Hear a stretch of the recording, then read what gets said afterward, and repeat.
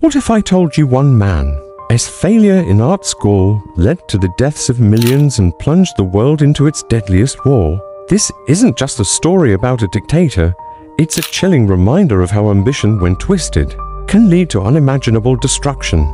This is the story of Adolf Hitler's rise and cataclysmic fall. Our story begins in Austria with a young, aspiring artist named Adolf Hitler. He dreamt of fame and recognition, applying twice to the prestigious Vienna Academy of Fine Arts, and twice he was rejected. His dreams shattered. He lived a simple, unremarkable life in Vienna and later Munich, his bitterness quietly growing. Then, World War I erupted. For Hitler, the war was a calling. He joined the German army and, for the first time, felt a sense of purpose and belonging. He was a brave soldier, even earning the Iron Cross for valor. But when Germany surrendered in 1918, he was devastated and felt betrayed. This sense of betrayal would become the dark seed from which his entire ideology would grow. In the chaos of post-war Germany, Hitler found a new stage. The country was crippled by the Treaty of Versailles, burdened with massive reparations, and humiliated on the world stage. People were desperate for a savior, for someone to blame. Hitler joined a small political group, the German Workers' Party. He gave the German people scapegoats, the politicians who signed the treaty, the communists, and, most tragically, the Jewish people. He promised to restore Germany's greatness, to create a mighty empire, the Third Reich that would last 1,000 years. His words were like a siren's call to a nation in despair. In 1923, Hitler attempted to seize power in a coup known as the Beer Hall Putsch. It failed miserably, and he was sent to prison. But he turned this failure into a massive PR victory. During his short time in jail, he wrote his infamous book, Mein Kampf, or My Struggle. It was a blueprint for his dark vision, filled with his hateful ideas on race and his plans for German domination. When he was released, Germany was in the grips of the Great Depression. Millions were unemployed, and the government seemed powerless. Hitler's moment had arrived. His promises of jobs, stability, and national pride resonated with millions. By 1933, the Nazi Party was the largest in Germany, and Adolf Hitler was appointed chancellor. The failed artist was now the most powerful man in the country. Once in power, Hitler wasted no time dismantling democracy. He used a fire at the Reichstag, the parliament building, as an excuse to seize emergency powers, effectively becoming a dictator. Political opponents were arrested, freedom of speech was abolished, and a terrifying secret police, the Gestapo, enforced his will. He began rearming Germany, openly defying the Treaty of Versailles.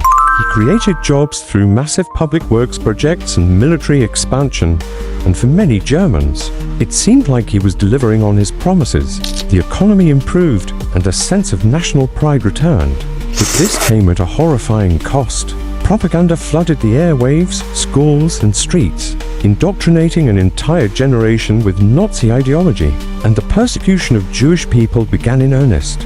Starting with discriminatory laws and escalating to violence and terror, the world watched, uneasy, but largely did nothing, hoping to avoid another war.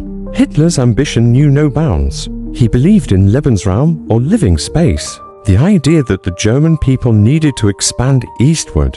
In 1938, he annexed Austria, his homeland, without a single shot fired. Next, he demanded a piece of Czechoslovakia. European leaders, desperate for peace, met him in Munich and gave him what he wanted, a policy known as appeasement. They thought they had secured peace for our time. They were wrong. It only emboldened him. On September 1st, 1939, Hitler's armies invaded Poland. This was the final straw. Britain and France declared war on Germany, and World War II had begun. Initially, Hitler's war machine seemed unstoppable. Using a revolutionary tactic called blitzkrieg, or lightning war, his forces overwhelmed country after country. Poland, Denmark, Norway, Belgium, the Netherlands, and even the mighty France fell in a matter of months. By 1940, Hitler stood as the master of continental Europe. He staged a triumphant parade in Paris, a moment of ultimate victory for him. Britain stood alone, defiant under the leadership of Winston Churchill. Hitler launched a massive air campaign, the Battle of Britain, to bomb the nation into submission. But the Royal Air Force fought back with incredible courage, and Hitler failed to gain control of the skies, forcing him to postpone his planned invasion of Britain indefinitely. It was his first major setback. Instead of focusing on Britain, Hitler made his most fateful decision. In June 1941, driven by his hatred of communism and his desire for Lebensraum, he betrayed a non-aggression pact he had signed with Joseph Stalin and launched a surprise invasion of the Soviet Union. Codenamed Operation Barbarossa, it was the largest military invasion in history. At first, the German army advanced with breathtaking speed, capturing vast territories and millions of prisoners. Victory seemed within reach, but the Soviet Union was enormous and its people resisted fiercely. As the brutal Russian winter set in, the German advance ground to a halt just outside Moscow. Ill-equipped for the freezing temperatures, German soldiers froze and starved. The lightning war had turned into a long, grueling war of attrition. While the Eastern Front became a bloody stalemate, another event changed the course of the war entirely. On December 7, 1941, Hitler's ally, Japan, attacked the American naval base at Pearl Harbor. A few days later, in a move that still baffles historians, Hitler declared war on the United States. He had just created a grand alliance of enemies, the industrial might of America, the vast manpower of the Soviet Union, and the global empire of Great Britain. The tide was beginning to turn. The Battle of Stalingrad on the Eastern Front became a symbol of this shift. After months of savage, house-to-house fighting, the surrounded German Sixth Army was forced to surrender in early 1943. It was a catastrophic and humiliating defeat from which the German army would never fully recover. With Germany fighting a losing war on two fronts, the Allies prepared for the final push. On June 6, 1944, D-Day, the largest amphibious invasion in history began. Allied forces landed on the beaches of Normandy in France, opening the long-awaited Western Front. Despite fierce German resistance, the Allies broke through and began their slow, bloody advance toward Germany.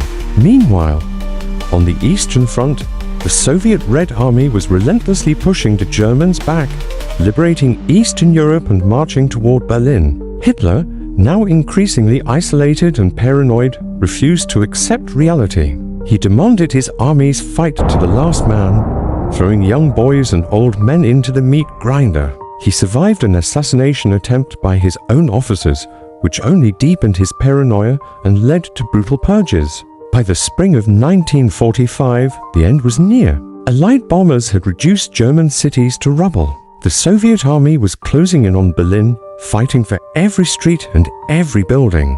Hitler, a broken man, was hiding in his underground bunker beneath the ruins of his capital. His thousand-year empire was collapsing after just 12.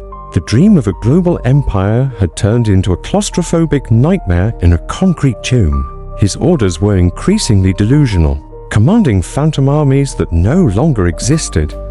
He blamed everyone but himself for the failure of the generals, the German people, and his twisted racial enemies. He saw betrayal everywhere. On April 30, 1945, with Soviet soldiers just a few hundred meters from his bunker, Adolf Hitler made his final move. He married his longtime companion, Eva Braun, and then, unwilling to face the humiliation of capture, he took his own life. His body was carried outside, doused in gasoline and burned. Just days later, Germany surrendered unconditionally. The war in Europe was over. The story of the failed artist who became a monstrous dictator had reached its grim conclusion. His reign of terror left a scar on humanity that will never fade.